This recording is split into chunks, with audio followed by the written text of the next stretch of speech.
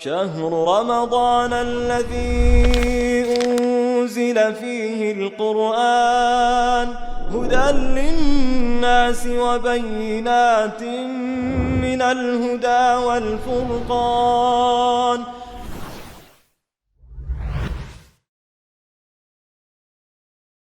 يا الله. بسم الله الرحمن الرحيم. الحمد لله رب العالمين، والصلاة والسلام الأتمان الأكملان نبينا محمد وعلى آله وصحبه أجمعين. مشاهدي الأكارم، سلام الله عليكم ورحمته وبركاته. أهلا وسهلا ومرحبا بكم في حلقة جديدة من برنامجكم هدى للناس. هذه الليلة هي ليلة 24 من شهر رمضان المبارك لعام 1444 من الليالي العظيمة التي يرجى أن تكون فيها ليلة القدر، وإن كانت ليلة زوجية ولكنها أيضا داخلة ضمن الليالي التي يتحراها المؤمن. مشاهدي الأكارم، لا زلنا نحن إياكم نتمتع بدروس القرآن الكريم من خلال عدة موضوعات. في هذه الحلقة سنتناول بإذن الله بعض آي الذكر الحكيم، نتدارس فيه معانيها بعمق، ندرس فيها كل الجوانب الوعظية والإرشادية والعلمية. ذلك هو الهدف من دراسة كتاب الله تبارك وتعالى، شهر رمضان الذي أنزل فيه القرآن هدى للناس وبينات من الهدى والفرقان.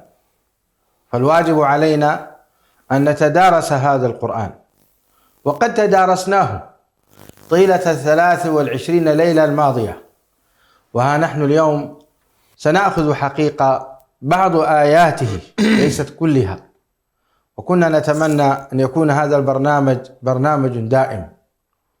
أنا أجزم أنكم تستمتعون بهذه الدروس كما نحن مستمتعين في الحقيقة، إذ هو مجلس من مجالس القرآن الكريم، حيث قال النبي صلى الله عليه وسلم: وما اجتمع قوم في بيت من بيوت الله يتلون كتاب الله ويتدارسونه بينهم إلا نزلت عليهم السكينة وحفتهم الملائكة وذكرهم الله في من عنده.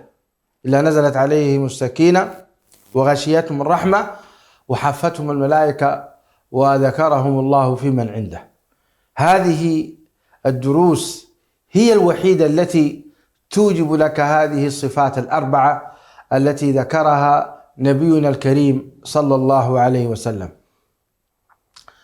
نسأل الله تبارك وتعالى أن يمن علينا بمنه وكرمه فيذكرنا عنده سبحانه وتعالى، وأن يحيي قلوبنا بهذه الدروس العظيمة. مشاهدي الأكارم، باسمكم جميعا نرحب بالشيخين الجليلين، الشيخ حسن سلمان شيخنا وحبيبنا، والشيخ محمد بن عبد الله صديق العمر. أنار الله هذه الوجوه وزادها من فضله وكرمه، إنه ولي ذلك والقادر عليه. أبدأ بشيخي حسن سلمان. الشيخ حسن، أهمية تعلم أو خلينا نقول أهمية التأمل في بعض آيات الله تبارك وتعالى، أهمية هذا الموضوع. نعم. بسم الله الرحمن الرحيم. الحمد لله رب العالمين، والصلاة والسلام على رسول الله الأمين وعلى آله وصحبه أجمعين. أما بعد،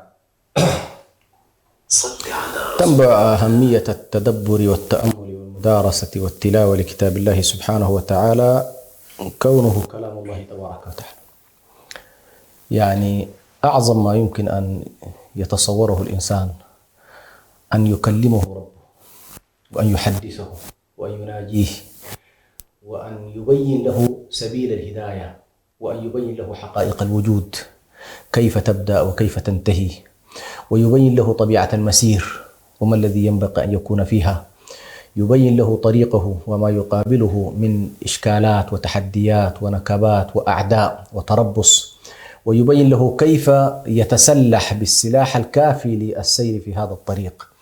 فيكفي حقيقة أن تنبع أهمية هذا الكتاب كونه كلام الله سبحانه وتعالى لهذا الإنسان الضعيف المسكين المحتاج الفقير إلى ربه جل جلاله. فالله سبحانه وتعالى في هذا الكتاب العزيز بين لنا كل الهدايات الكونية والهدايات الشرعية وهدايات الطريق وهدايات الدلالة التي يعني تدلنا إلى الله سبحانه وتعالى. وبالتالي يعني من أراد السير في هذا الطريق الذي هو يبدأ من لحظة الميلاد بالنسبة لابن آدم إلى لحظة الوفاة، فإن طبيعة ما هو مطلوب منه هو موجود في هذا الكتاب، وبالتالي هي رسالة من الله سبحانه وتعالى. وما بالك لو أن الشخص مثلا جاءته رسالة من ملك من ملوك الأرض أو من صديق عزيز عليه أو من محب من المحبين، ويكون في شوق مثلا إلى تلقي هذه الرسالة وتلقي الأخبار التي فيها، فما بالك أنت تتلقى رسالة الله سبحانه وتعالى، وفي هذه الرسالة الله عز وجل يقول لك ألف لام ميم ذلك الكتاب لا ريب فيه هدى للمتقين، ويقول لك فيه أيضا هدى للناس.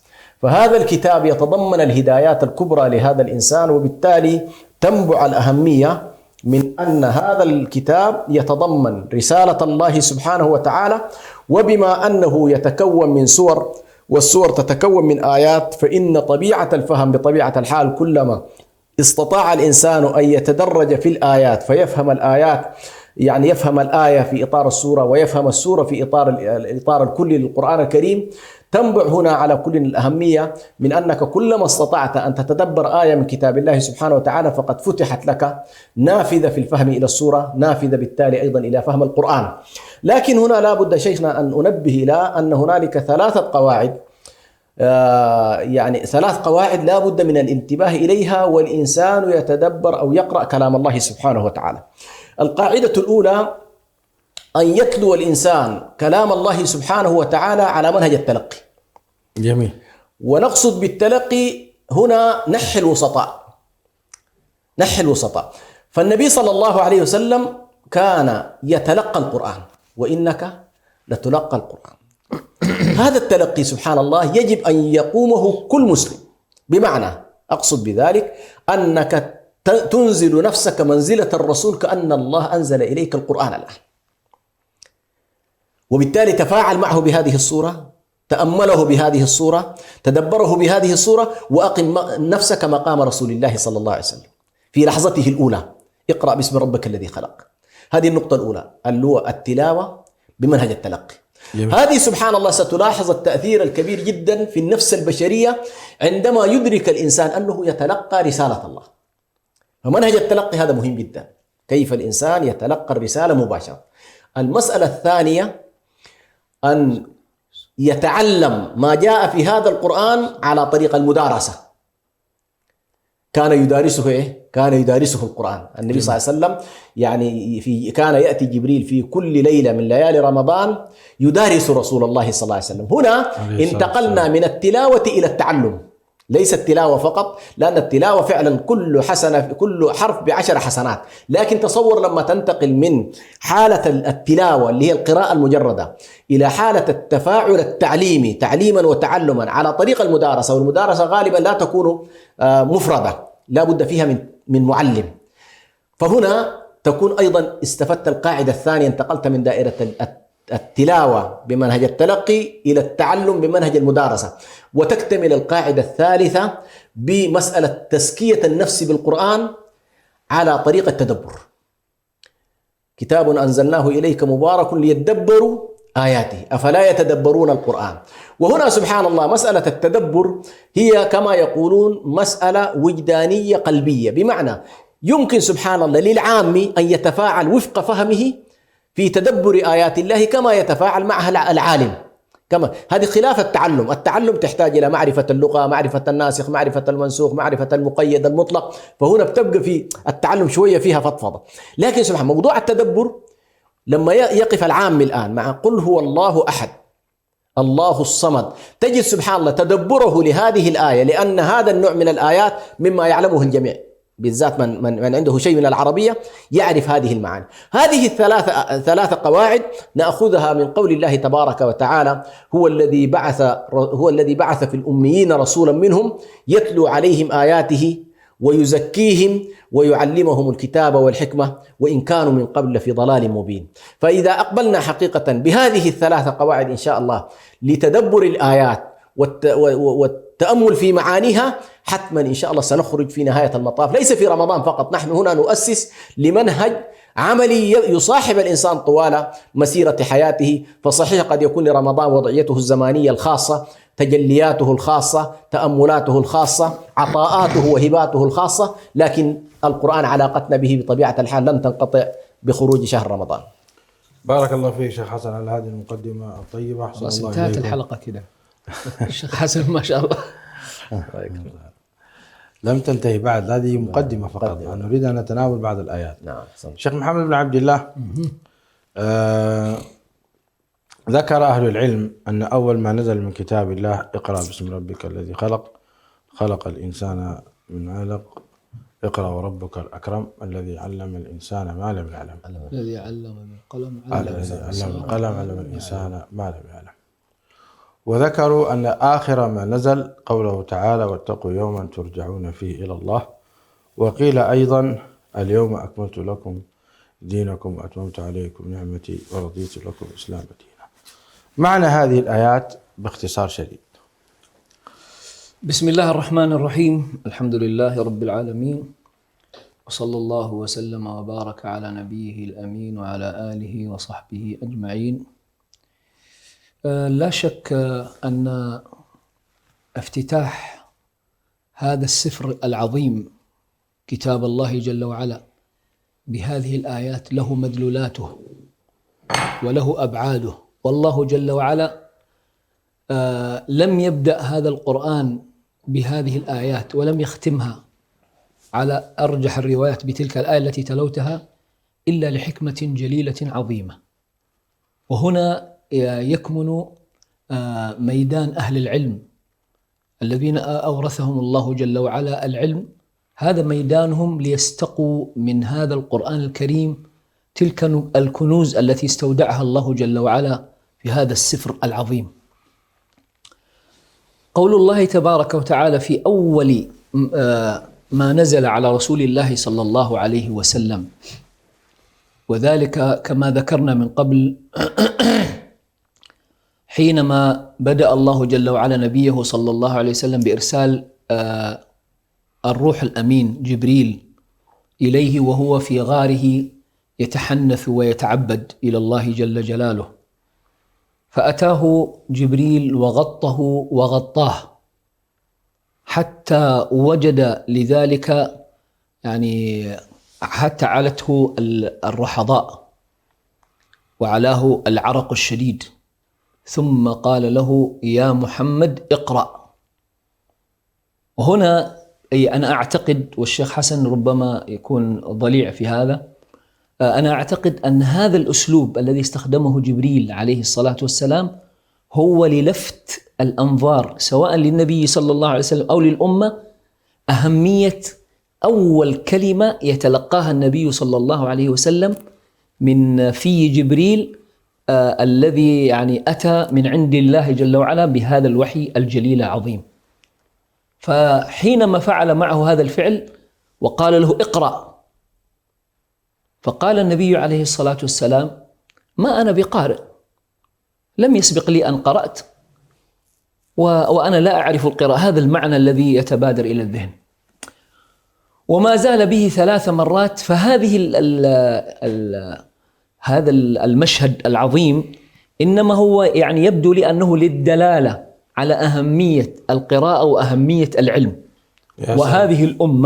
وهذه الأمة ككل لا يمكن أن تكون مع ربها سبحانه وتعالى في المقام العلي إلا من خلال العلم والتعلم.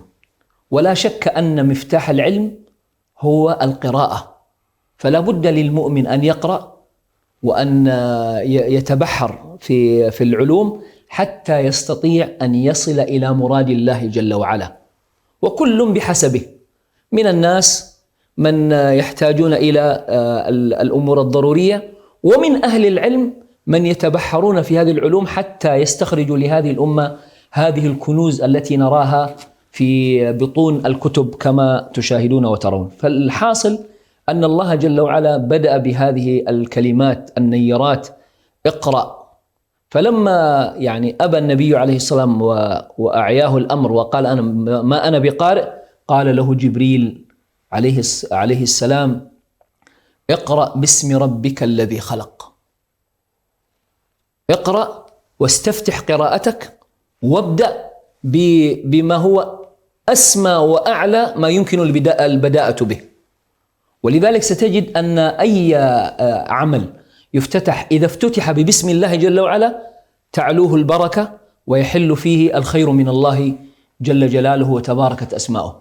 فقال له: اقرأ باسم ربك الذي خلق، وأشار إلى موضوع الخلق. باسم ربك الذي خلق، خلق الكون الذي كنت تتأمل فيه، خلقك أنت، خلق جميع الكائنات وجميع ما يمكن أن تتصوره هو الذي خلقه سبحانه وتعالى. فهو الأولى أن تبدأ في هذا العمل به وباسمه سبحانه وتعالى. فقال له: اقرأ باسم ربك الذي خلق، خلق الإنسان من علق. فبدأ يبين كيف أن الإنسان كيفية خلق الإنسان. فقال له: اقرأ باسم ربك الذي خلق، خلق الإنسان من علق. اقرأ وربك الأكرم الذي علم بالقلم. اقرأ وربك الأكرم سبحانه وتعالى الذي علم بالقلم، وما زال في نفس المحور، أي أنه لا يمكن أن تكون هذه الأمة فيما يريدها الله جل وعلا إلا من خلال العلم والتعلم، ولا يمكن أن يكون هذا إلا من خلال القراءة. وطبعا وأيضا يصاحب ذلك الكتابة. قال: اقرأ وربك الأكرم الذي علم بالقلم. والقلم هو أداة للتعلم، فبالتالي القراءة والكتابة هما مفتاحان لجميع العلوم. ولذلك قالوا: العلم صيد والكتابة قيد، قيد صيودك بالحبال الواثقة. يا سلام. يعني العلم الذي تتعلمه إذا لم يوثق من خلال الكتابة فإنه سيصبح هباء منثورا. ولذلك الإمام العظيم الجليل شيخ الإسلام ابن تيمية رحمه الله تعالى اندرست كثير من علومه لأنها لم توثق في كتب. الذي وثق، ولكن هناك يعني كتابات كان يقيدها شيخ الإسلام ولكنها لم تقيد بالشكل المطلوب، بالتالي في هناك جزء من علوم شيخ الإسلام ابن تيمية غير ظاهر. فبالتالي الله جل وعلا أشار إلى يعني أمرين مهمين للغاية، هما أمر القراءة وأمر الكتابة. الذي علم بالقلم علم الإنسان ما لم يعلم. وفي النهاية هذه العلوم التي اكتسبها الإنسان من لدن آدم إلى نهاية هذا الكون إنما هو من تعليم الله جل وعلا للإنسان. وربنا تبارك وتعالى ذكر لنا في معرض بداية خلقه لآدم عليه الصلاة والسلام، قال: وعلم آدم الأسماء كلها. وهذا دلالة أن الإنسان قابل للتعلم. وهنا تكمن أفضلية الإنسان على سائر المخلوقات، حتى من هم في الملأ الأعلى عند الله جل وعلا الملائكة يفضلهم الإنسان بأنه قابل للتعلم، بخلاف الملائكة مسخرون لله جل وعلا، يعملون بأمره ولا يخالفونه فيما يريده ربنا تبارك وتعالى. ولذلك حينما اعترضوا على الله جل وعلا أو ناقشوه سبحانه وتعالى: أتجعل فيها من يفسد فيها ويسفك الدماء ونحن نسبح بحمدك ونقدس لك، قال: إني أعلم ما لا تعلمون، والله جل وعلا أعلم بذلك. فبالتالي الإنسان بجميع العلوم المنتشرة من علوم شرعية أو غيرها فإنما هي من منة الله جل وعلا على الإنسان الذي علمه ما لم يكن يعلم. إذا رأيت أن الإنسان حينما الإنسان يولد أجرد صفحة بيضاء لا يعرف شيئا، إنما بعد ذلك نعم صحيح.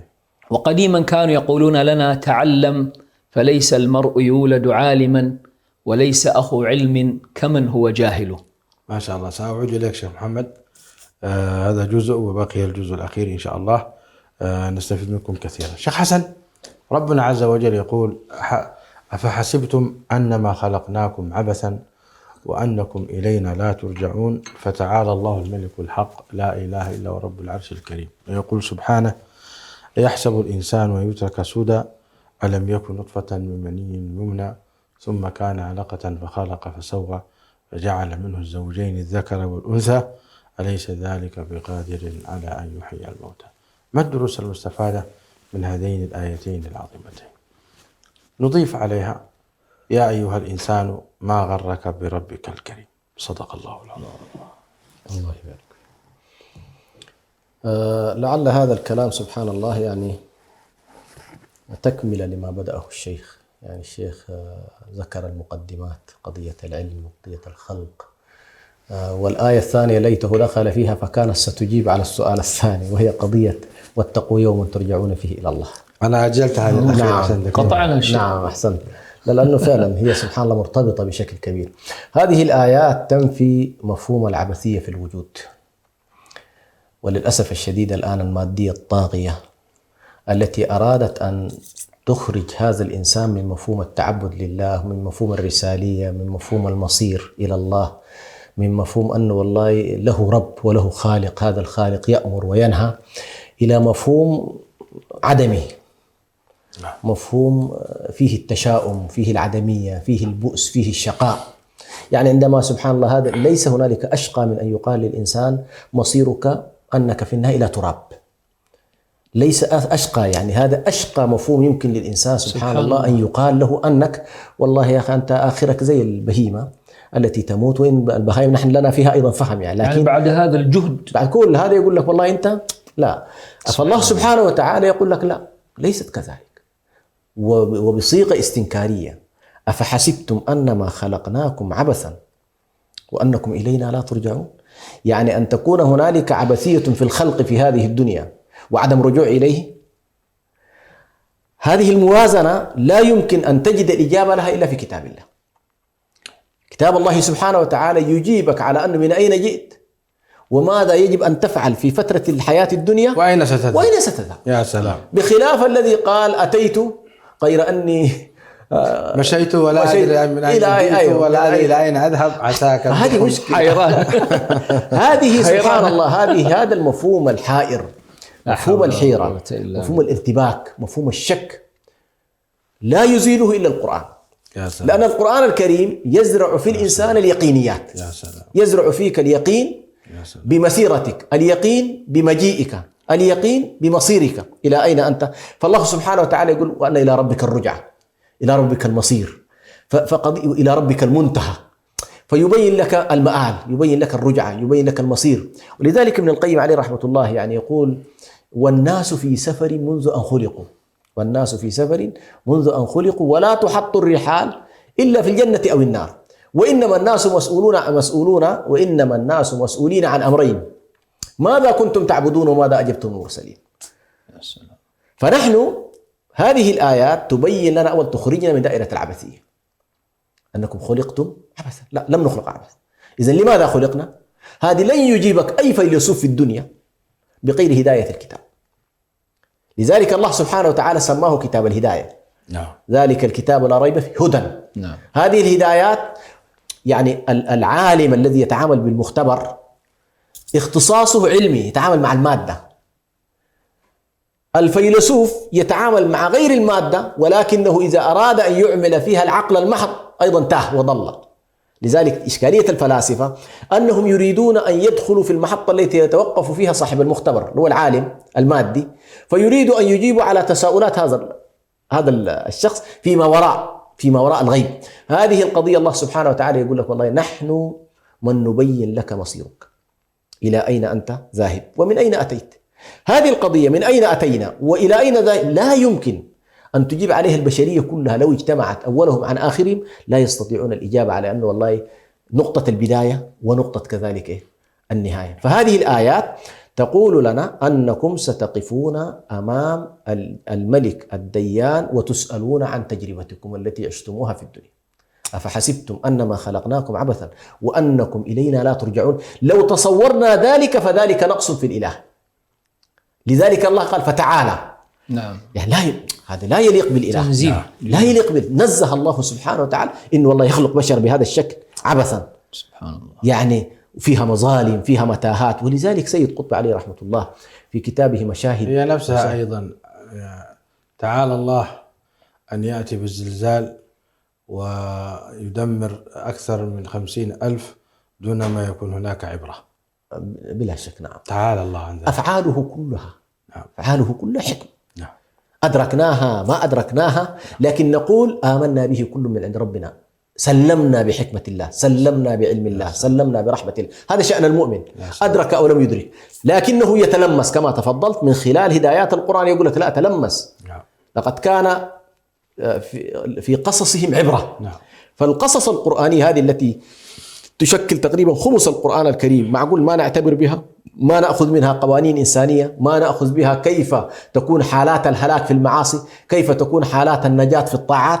أكيد نحن سنستفيد من هذا الموضوع. وبالتالي هذه الآيات تريد أن تقول لنا تنفي العبثية، تنفي الريب، تنفي الشك، تنفي التشاؤم، تنفي ما كان يسمى في أوروبا فترة الفترات مدرسة الضياع، كانت في الأدب. أيضا نجد ربنا عز وجل يعبر بقوله يعني وما خلقنا السماء والأرض وما بينهما لاعبين. نعم. لأنه فعلا العبث واللعب أخوات يعني. سبحان الله. كأن الرب لا يلعب. الله سبحانه وتعالى ولا يهزل. لا إله. إنه لقول فصل وما هو بالهزل. فالقضية أن تتصوروها هزل، أن تتصوروها أرحام تدفع وأرض تبلع ولا نهاية إلى الله سبحانه. هذا من أعظم الظلم. لذلك قلت بأن سيد قطب عليه رحمة الله يقول من أعدل ما يطمئن المؤمن أن الله أقام يوما للعدل. السلام. يموت الناس مظالم، بالله كم من الذين يموتون مظالم. تصور لو أن ليس هنالك محكمة إلهية لمتنا قهر. ونضع الموازين القسط يوم القيامة. فسيد قطب عليه رحمة الله يقول مما يبين عدل الله وكمال عدله أن يكون هنالك يوم آخر فلا تظلم نفس شيئا. نعم. وإن كان مثقال حبة من خردل أتينا بها وكفى بنا حاسبا. نعم. لا إله. فهذا المفهوم سبحان الله ترسخ. لا إله إلا الله. كلام مخيف، كلام مخيف جدا. فمن يعمل مثقال ذرة خيرا يراه ومن يعمل مثقال ذرة شرا. لذلك هذا المفهوم شيخنا أهميته سبحان الله. لأهمية هذا المفهوم ظل النبي صلى الله عليه وسلم في مكة 13 سنة بين الإيمان بالله وقضية النبوات والآخرة. بس 84 سورة بهذا الاتجاه. يا سلام. 13 سنة ما نزل من المرحلة المكية كل 86 آية. 286 مش البقرة 286. القسم الأول منها مكي، يعني زي ما يقول 86 مكية. أنت قلت سورة، أنا قلنا يا أخي الراجل ذا كيف عدى سورة. لا 86 آية. 86 لا آية 86 سورة في كتاب الله اللي هو السور المكية. لأنه ترى معظم شو اسمه في هذا الأصول الموضوع. هذه هذه الأصول. أضف إليها القسم الرابع فقط أصول التشريع، هي أصول الإيمان وأصول النبوات وأصول الآخرة وأصول التشريع. ده القسم المكي. 28 منها بعد ذلك مع أنها طوال جاءت فيها الأحكام التفصيلية لما أجمل في مرحلة. فلو لم يكن هذا المفهوم عميق ومؤصل وله جذوره في النفس البشرية، تقول عائشة رضي الله عنها لو كان أول ما نزل على العرب لا تشربوا الخمر لقالوا لا ندع الخمر، ولو قال لهم لا ندع الزنا، ولكن نزل شيء من الترغيب والترهيب والتذكير بالجنة والنار. لاحظ هذا عائشة رضي الله عنها فقيهة فقالت بأن الإيمان رسخ في قلوبهم، فلما قال لهم بعد ذلك اتركوا الخمر تركوها وأراقوها في الشوارع. لما قال لهم جل جلاله البسوا اللباس الشرعي يا أيها النبي قل لأزواجك يدنين على رأينا المدينة كلها اليوم الثاني تتحول. لماذا؟ لأن الإيمان ترسخ في قلوبهم. ليش الآن الأمة بتاعتنا يخطب فيها الخطيب ليل نهار إنه والله ولا تستجيب؟ لأن هنالك مشكلة في قضية الإيمان بالآخرة. شكرا شيخ حسن. شيخنا واتقوا يوما ترجعون فيه إلى الله. فاصل. طيب أنت ليش ما قلت لي من الأول؟ فاصل ونواصل مشايخنا الكرام. شهر رمضان الذي أنزل فيه القرآن هدى للناس وبينات من الهدى والفرقان.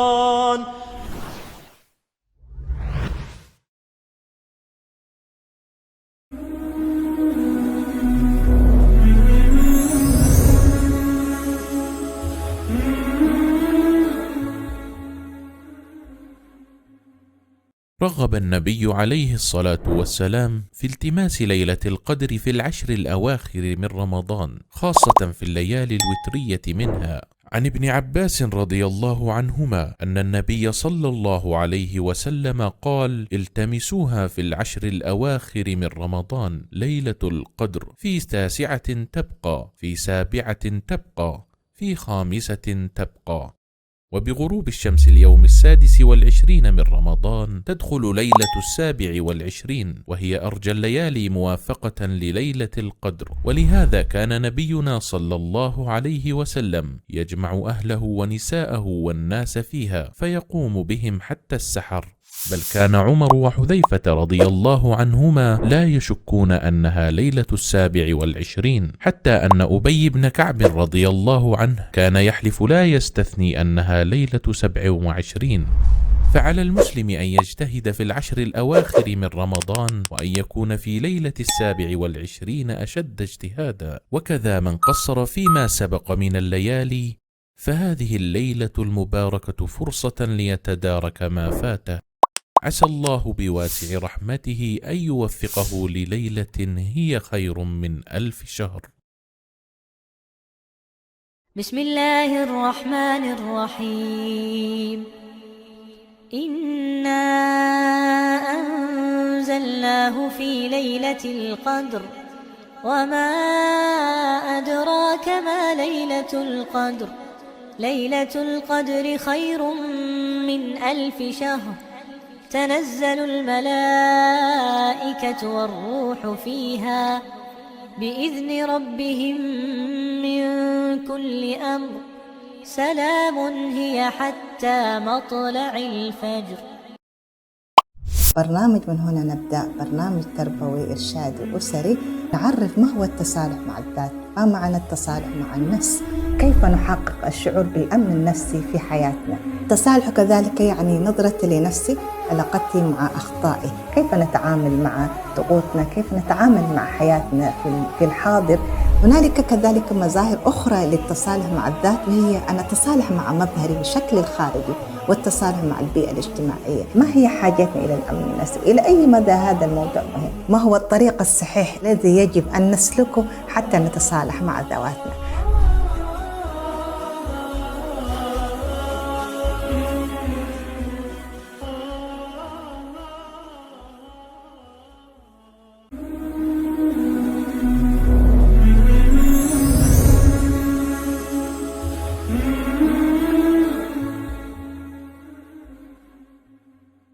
شهر رمضان الذي أنزل فيه القرآن هدى للناس وبينات من الهدى والفرقان.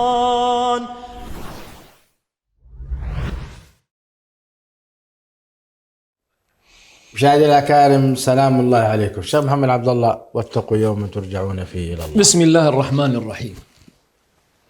طبعا يرجح كثير من أهل العلم أن هذه الآية هي آخر آية نزلت من كتاب الله سبحانه وتعالى، ويبدو لي حتى من توجيه الآية يبدو لي أنها فعلا هي آخر آية نزلت في كتاب الله جل وعلا، في قوله تبارك وتعالى: واتقوا يوما ترجعون فيه إلى الله.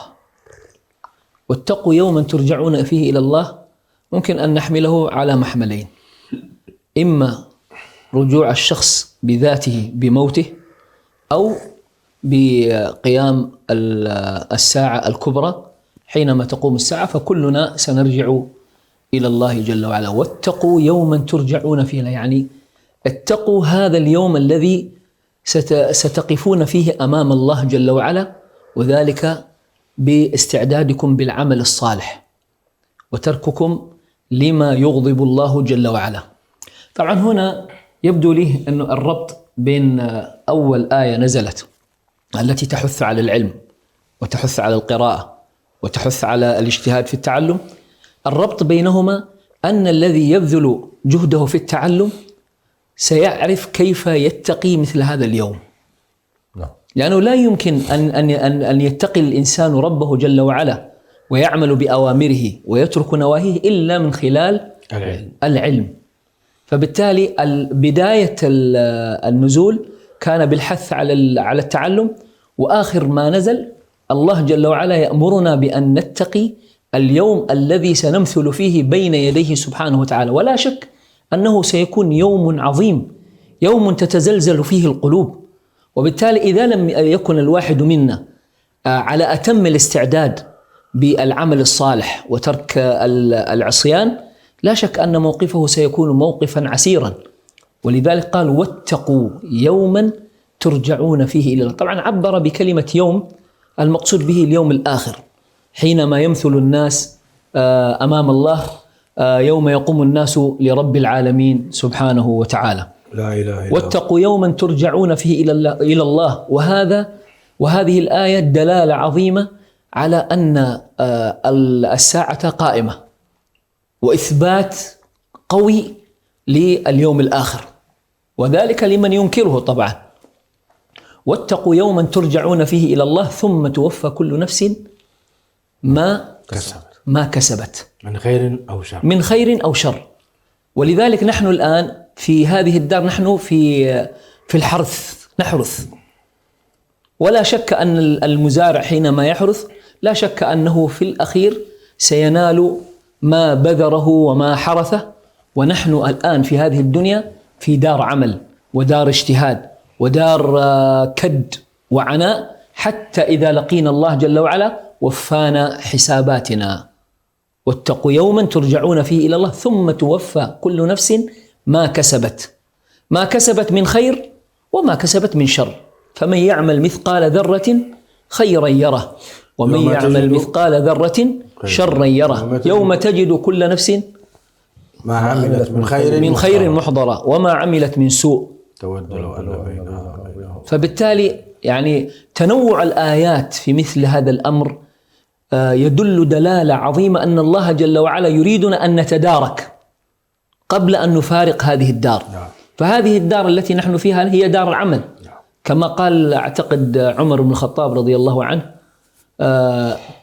وعلي بن أبي طالب، فقال فاليوم عمل ولا حساب، وغدا حساب ولا عمل.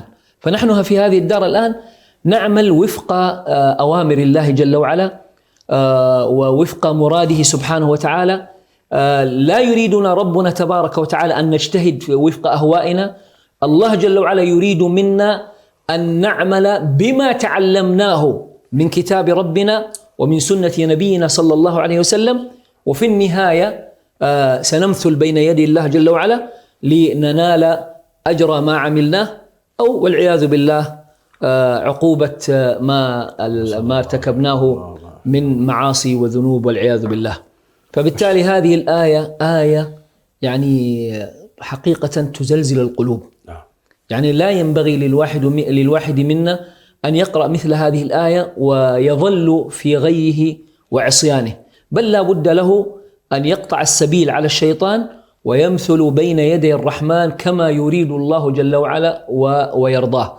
والله جل وعلا كما قلنا سابقا يريد أن يرفعنا إلى أعلى الجنان، ونحن لا بد أن نستجيب لما يأمرنا الله جل وعلا به حتى نكون يوم القيامة في سلام وأمان. شكرا الشيخ حسن.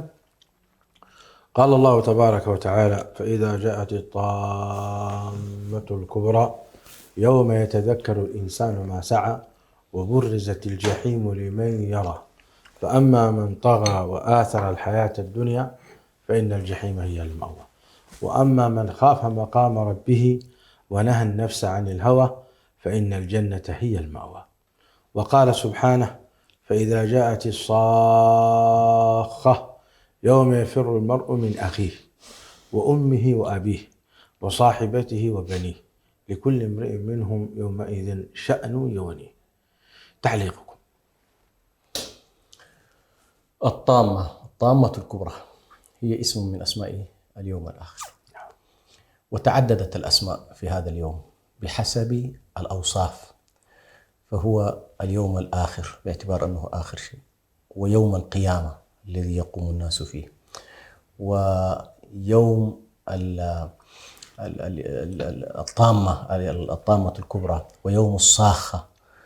فالتعدد هذا يعطيك سبحان الله لو جمعت كل هذه الأوصاف لهذا اليوم تخرج بمشهد يعني يجعل الإنسان يتأمل في طبيعة وخصائص هذا اليوم. عجيب. يعني يوم فيه أهوال عظيمة جدا، فالإنسان حتى يتقي هذا اليوم كما قال الله تبارك وتعالى: واتقوا يوما ترجعون فيه الله. فالله هنا يقول: فإذا جاءت الطامة الكبرى يوم يتذكر الإنسان ما سعى. أيوة شيخ حسن، ليش الله جل وعلا هنا يقول الطامة الكبرى؟ نعم، هنا الطامة الكبرى طبعا الطوام كثيرة، يمكن أن تكون هنالك طوام عديدة قبل هذا اليوم. الزلزال الآن أليس طامة؟ طامة من الطوام. صحيح. مصيبة تقع على المستوى الفردي للإنسان. نعم. فينظر إليها بأنها طامة من الطامات، لكن سبحان الله لا طامة أكبر من تلك، فهي الطامة الكبرى سبحان الله التي تهون أمامها كل الطوام. كل ما كان يراه الإنسان بأن والله مصيبة كبيرة وطامة كبيرة وإشكال عظيم يتلاشى أمام هذه الطامة الكبرى. يا سلام. ثم في هذه اللحظة سبحان الله يستحضر الإنسان كل ما فعل، ولذلك يقولون اللحظة التي يكشف فيها الحجاب لحظة الموت، فيرى فيها الإنسان الملائكة، حينها يدرك بأن كل ما كان يقوله النبي صلى الله عليه وسلم حق.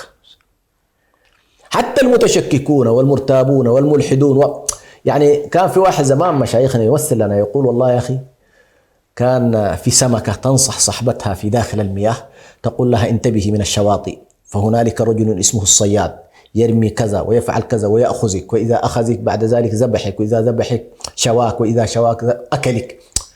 فقال أختها ما كانت تصدق، ثم تذهب إلى الشواطئ. فيوم من الأيام رمى الصياد سنارته وجاء إلى هذه المنكرة فاصطاد. أول ما سحبها تذكرت كل ما كان يقول.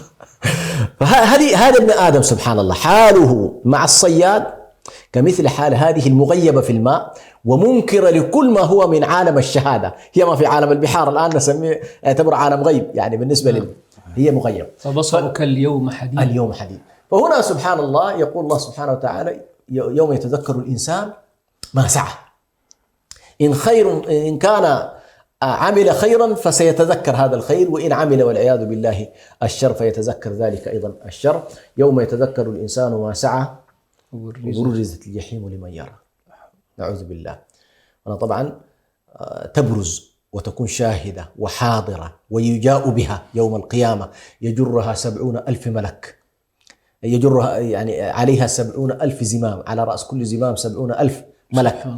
يعني لما تيجي تشوف سبحان الله تقريبا فوق 4,900,000,000 ملك الذين فقط يجيئون بإيه؟ بهذه النار. وقوة الملك الواحد منهم الملائكة شيء عجيب أيضا. وبرزت الجحيم لمن يراه. فأما من طغى وآثر الحياة الدنيا. هنا سبحان الله شوف عبر الله تبارك عن الطغيان، لأنه ذكر فرعون في هذه السورة وكانت مشكلته طغيان وعلو وعصيان وتمرد وإباء مع التكذيب، وكذب وأبى وكذب وعصى. فهو سبحان الله في موضوع العقائد مكذب، وفي موضوع الأوامر عاصي ورافض. يقول الله له هنالك جنة وهنالك نار وهنالك عقاب، مكذب بكل ذلك. يقول له افعل الخير اجتنب الشر، عاصي. فأما من طغى وآثر الحياة الدنيا، معظم الذين يطغون في هذه الدنيا ويتكبرون على خلق الله تجد مشكلتهم وين؟ مشكلتهم أنهم آثروا الدنيا الباقية، الدنيا الفانية على الآخرة الباقية. كلا بل تحبون العاجلة. حب العاجلة جعلهم يضحون بإيه؟ يضحون بالآخر. وهذا من قلة العقل، من قلة العقل. الإنسان العاقل تجده يؤثر آخرته على دنيا، وخصوصا لما يعلم عن طريق العلم الذي ذكره الشيخ اقرأ باسم ربك الذي خلق. عندما يكون علمه يقيني بوفق ما قاله الله سبحانه وتعالى عما هو مقبل إليه، فإن هذا الشخص يختلف عن الشخص اللي هو والله يعمل ولكن شعاره إن نظن إلا ظنا وما نحن بمستيقنين. فالله سبحانه وتعالى قال برز الجحيم فأما من طغى وآثر الحياة الدنيا فإن الجحيم هي المأوى. هذه التي برزت مأواه هذا الذي كذب وعصى وأبى. وأما والطرف الآخر بالمقابل، وهذه سبحان الله توازن القرآن الكريم في موضوع الترغيب والترهيب. يعني نادرا ما تجد القرآن يذكر الجنة ولا يذكر النار، أو يذكر النار ولا يذكر الجنة. يعني هذا التوازن الذي يخلق حالة من التوازن النفسي بالنسبة للإنسان. فإذا تحدث عن النار مثلا قد يحصل للإنسان نوع من الإحباط واليأس، صحيح. فيرقبه مباشرة في الجنة. وقد يتحدث عن الجنة فيفتح له نافذة الأمل فيتجاهل المخاوف، فالله عز وجل يجعله بين الخوف والرجاء حتى يقبل عليه. وهو هنا طبعا قال وأما من خاف مقام ربه. سبحان الله، الحلقة الماضية التي تكلمنا فيها عن عظمة الله الذي عرف مقام ربه وقدره حق قدره، ومن حق قدره أن يدرك أنه ما خلقه عبث، لأنه الذي يتصور أن الله سبحانه وتعالى خلقنا عبث ما قدر الله وما أعطى الله مقامه.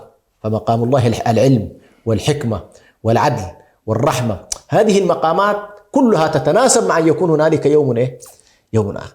فأما من خاف مقام ربه خاف ونهى النفس عن الهوى. فكأنما سبحان الله خاف مقام ربه تقوم بالنسبة للكافر مقام التكذيب. هنالك كذب، هذا لا، علم وخاف مقام ربه. فمقام ربه ليس سهلا وليس هينا وليس مقاما يستهتر به، فمقامه جل جلاله مقام عظيم. وفي هذا اليوم تتجلى عظمة هذا المقام عندما يتلاشى كل شيء، تلاشى الأموال يتلاشى الجاه، فيتجرد الإنسان من قوته الذاتية ومن نصرته الموضوعية. لا قوة له من ذاته ولا ناصر له من حلفائه وأنصاره، فكل هذا يتلاشى ويبقى الإنسان أمام الملك الديان ماذا عملت؟ سبحان الله. فأما من خاف مقام ربه ونهى النفس عن الهوى. يعني هناك مقام ربه علم منافي للظنون ومنافي للجهل. نهى النفس عن الهوى منافي للشهوات واتباع الأهواء.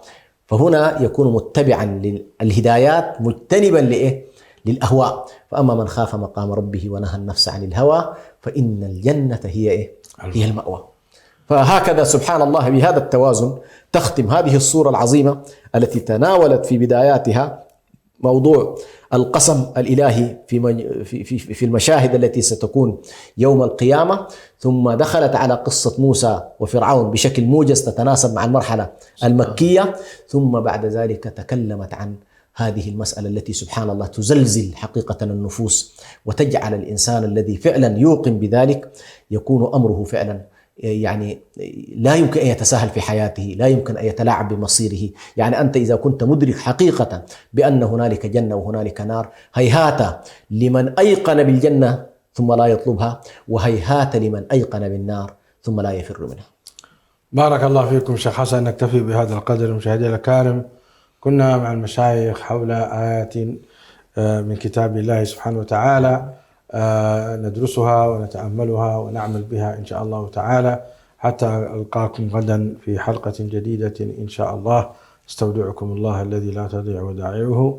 باسمكم جميعا أشكر الشيخين الجليلين والشكر موصول لكم، والسلام عليكم ورحمة الله وبركاته.